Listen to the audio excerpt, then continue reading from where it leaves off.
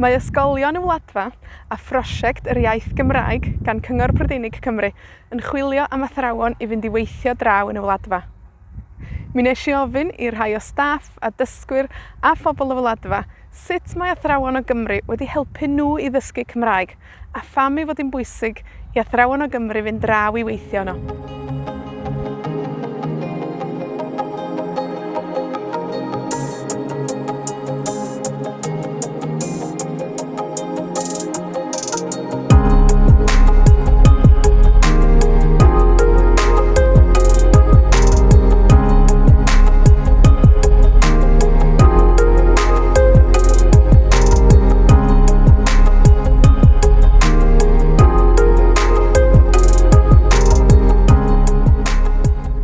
Mae bwysig i ni derbyn athrawon o Gymru achos da ni angen cadw'r iaith ac gysylltiad ac safon yr iaith hefyd. Mae bwysig i'r blant hefyd gwrando ac ennau wahanol.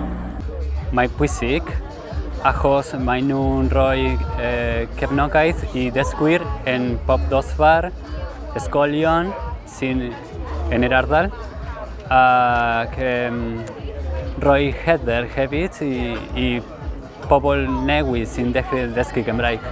Mae'n bwysig iawn i ni, y bobl o'r Wladfa, achos maen nhw'n gwybod sut i addysgu yn ganu yn da. Achos da ni siarad Ysbaeneg am iaith mam, a weithiau dda ni ddim yn medru yn ganu yn iawn. Dwi'n meddwl bod ni'n angen fwy o athrawon o Gymru i wneud dysgwyr yn teimlo'n hyderus o fwy'n hunain a gyfforddus i siarad Cymraeg. Mae angen i athrawon o Gymru ddod yma i weithio efo ni achos mae prinder bobl ardderchog i addysgu'r iaith a mae yna lawer o ddiddordeb yn y gwahanol ardaloedd a mae'r ysgolion Cymraeg angen rhagor o freichia. Pan mae athrawon Cymru yn dod, mae'r cymuned yn tyfu. Mae'r mwy o brofiad i ddysgu'r iaith, glywir sgiliau iaith a cael yr diwylliant Gymraeg yn fyw. Mae pobl yn troi i'r Gymraeg mwyn dysgu mwy, mwyn cael profiad i siarad iaith arall. Fel arfer, rhwng archendwyr sy'n siarad Gymraeg, ni'n gallu dianc i'r Sbaeneg os da ni'n deimlo bod ni ddim a digon o eirfa i siarad beth da ni eisiau siarad amdano. Felly, mae'n hollol bwysig i Gymru Gymraeg o Gymru symud i Patagonia i addysgu'r iaith. Mae'n gyffrous iawn i'r rhai sy'n dysgu'r iaith yn y Wladfa, gweld pobl o Gymru sy'n dod gyda eu diwylliant nhw, gyda eu acenion nhw. Mae'n rhoi fel rhyw lefel o bywyd go iawn i beth da ni'n neud. Ni ddim jyst yn dysgu iaith jyst achos mae'n iaith hanesyddol, ond i weld pobl sydd yn byw gyda'r iaith yna o ddydd i ddydd. Dwi'n meddwl mae'n neud y proses o ddysgu'r iaith yn gyffrous iawn.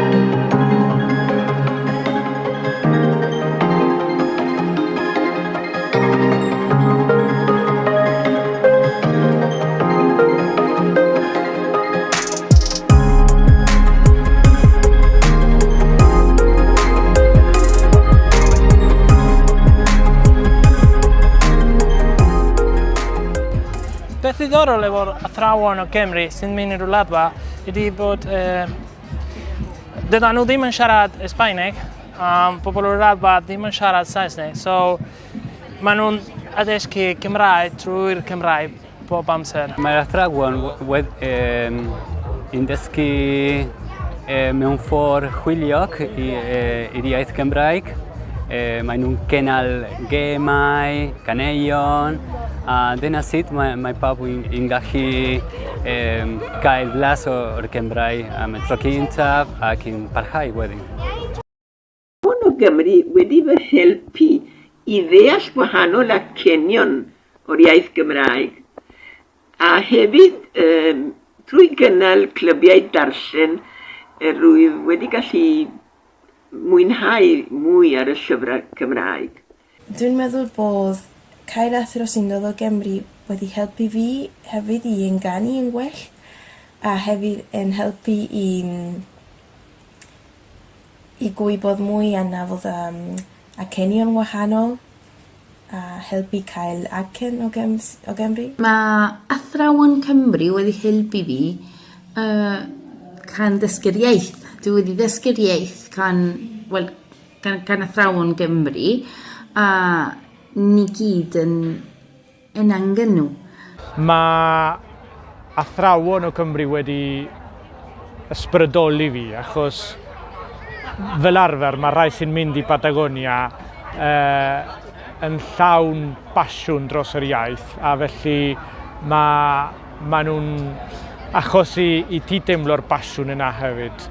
Fy athro Cymraeg gyntaf yn y Wladfa oedd Iwan Madog, oedd wedi mynd draw am cyfnod, ac o'n i'n cael sgyrsiau gyda fe yn ei di, ac oedd e jyst yn neis cael fel yr awyrgylch, oedd yn relaxed iawn.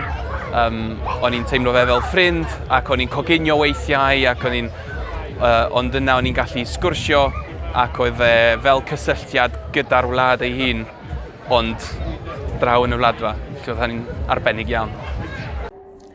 Diolch i'r holl athrawon sydd wedi dod o Gymru yn y gorffennol, a diolch hefyd i'r rhai sydd eisiau dod yn y dyfodol. Hebdyn nhw, baswn ni ddim yn siarad Cymraeg mor rigol. Diolch am yr hyder ydych chi wedi rhoi i ni.